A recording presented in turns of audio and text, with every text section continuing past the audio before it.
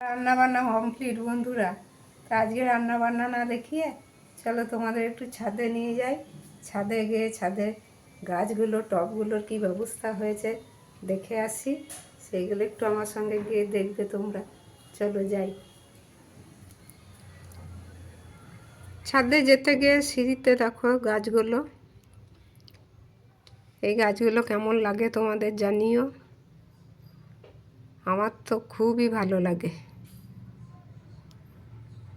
গাছপালা মোটামুটি সবারই ভালো লাগে। তো টবগুলো দেখো স্ট্যান্ডে বসানো হয়েছে, স্ট্যান্ড কিনে তার ওপর বসানো হয়েছে যাতে মেঝে নষ্ট না হয়।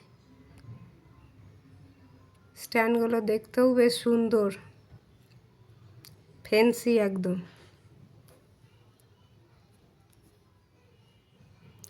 তো ছাদে গিয়ে দেখো আকাশে এইগুলো ছোটোবেলায় দেখলে কি ভালো লাগতো না, প্লেন যাওয়ার। এই তো আকাশটা মোটামুটি পরিষ্কার আছে আজকে, কিন্তু ঠান্ডা ঠান্ডা হাওয়া দিচ্ছে খুব।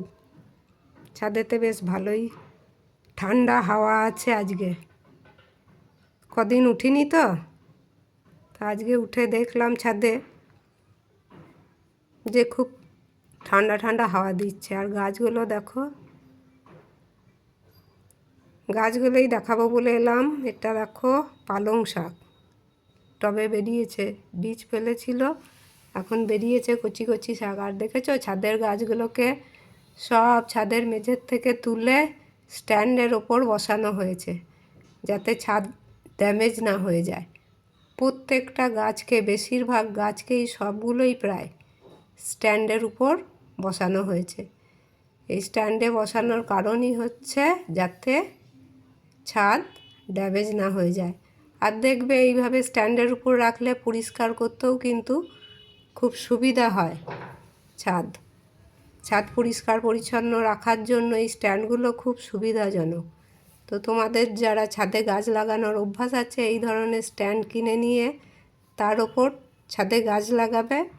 ছাদটাও পরিষ্কার পরিচ্ছন্ন থাকবে আর দেখতেও সুন্দর লাগবে। দেখো কত কুড়ি এসেছে, আর এই দোপাটি এখনও ফুল দিয়ে যাচ্ছে, জানো কত কুড়ি রয়েছে দেখতে পাচ্ছ? পিঙ্ক কালারের এইটা।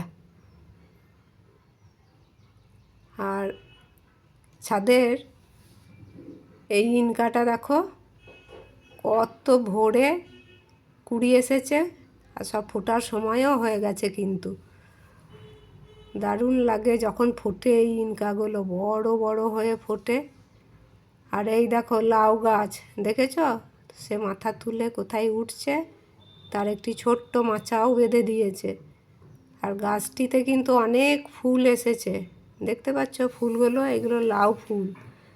লাউ গাছের মাচা বানিয়ে তুলে দেওয়া হয়েছে যাতে সে ওপর দিকে উঠে যেতে পারে। আর গাছটি ভরে প্রচুর ফুল এসেছে, আর একটি ছোট্ট পাড়া লাউও দেখা গেল।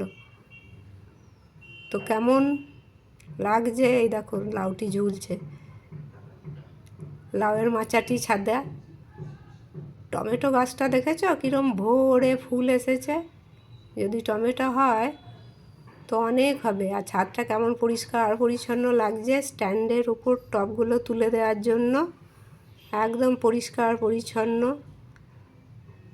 এই স্ট্যান্ডগুলো বেশ সুবিধাজনক। আর টমেটো গাছগুলো ভরে ফুল এসেছে।